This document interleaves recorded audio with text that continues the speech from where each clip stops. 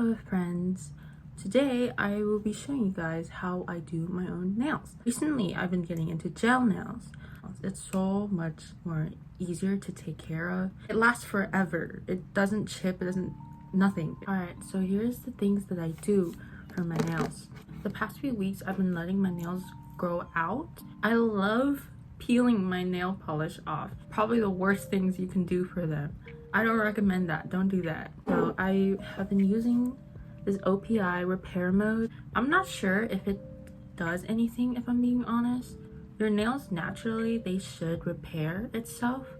Regardless, I still like it, and it's always nice to have something to help your nails.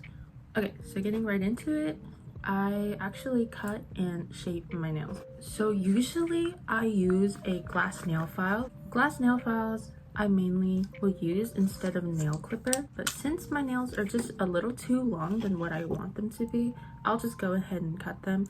These are just regular straight across nail clippers. I don't usually like the curved ones because I can't really control how straight I want them. If I want a straight cut, I'm not gonna cut too much off. I'm not sure if you can see the nail here. You might not notice a big difference anyways. So I roughly cut them. It is not perfect at all. I don't care too much of whether or not it looks perfectly straight or not because I could always fix them. I just like to keep them shorter because it's more practical and it makes my life a little easier. I used to have really long nails actually. They would constantly break, mainly because I'm so rough with my nails. I didn't really take care of them in the past. This is what they look like trimmed. Not much of a difference. And after I've cut them to my desired length, then I just trim them all to file. Okay, so I'm done with straight across filing. I would use a pretty soft sponge file. I don't know what these are called. I just use these to soften them out. I like to use a one motion technique, one way only, like this. And I like to go down as well to taper my nails. Sometimes the nail would point a little upwards. I never like to go back and forth like this because it's too much friction and it does too much to the nail. It makes the nails much more prone to breaking. Same thing with the file. Never go back and forth, just one way.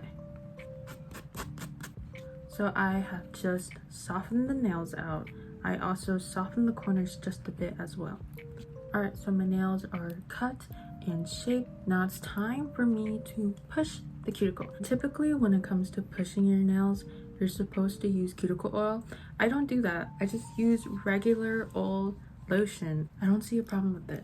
Is this weird? You can tell me if this is weird. You can laugh at me. Let me know if you do this too. I would then use I don't know what these are called. I think these are a medical cuticle pusher. It's clearly pretty dirty from the amount of times I actually do use it. So I have now pushed my cuticles and I washed the excess lotion off. I will now buff the nails upwards to get the excess nail. I will clean up the nail and make sure that there is no trace of lotion or any dirt or oil. Sunscreen. This is a step I think lots of people tend to forget. This is the sunscreen I use. I actually use this on my face, and when I'm doing my nails, I'll use them on my nails.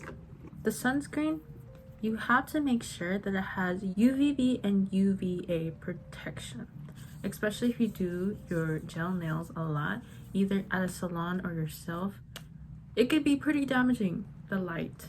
So I always want to highlight, put sunscreen on your fingertips. I will now dry out the nail using nail polish remover.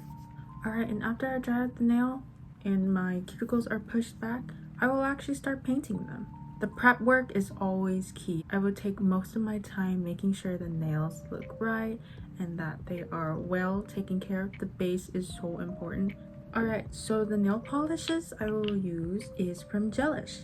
And this is my first and only gel polish brand I have ever tried. This is the color I'll be using from Gelish. It is called Red Roses. And then I have a foundation and then a top coat. I usually only do one base coat. Alright, so I have put the base coat on all of my hands. I have not cured them yet. I would just clean them up just in case it touches my cuticle. Alright, and so this is just on my left hand. I have cleaned it up. I'm happy with it. I do now. I just set it. Funny enough, I don't have normal wipes, so I just use glasses wipes. And they work just fine. Maybe an alcohol based or the nail polish remover that I've used last time could possibly just work normally. Every single layer I would do for nail polish, I would always wipe it. When you apply the base coat, there is a little sticky layer and you want to get rid of that residue that is on each layer of gel. After I wipe the base, I will just start with the color.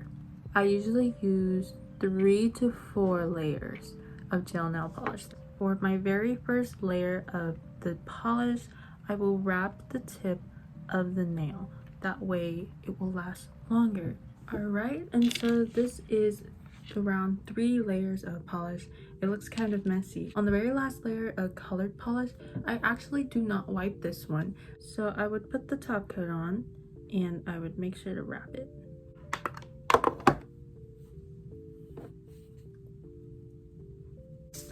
Alright, so after it is cured, I will now wipe it down one final time.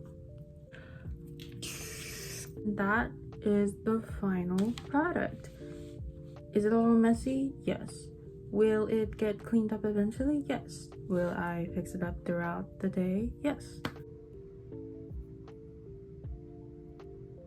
Thank you for being here. Thank you for watching. Have a great day, have a great night, and have a great rest of your life.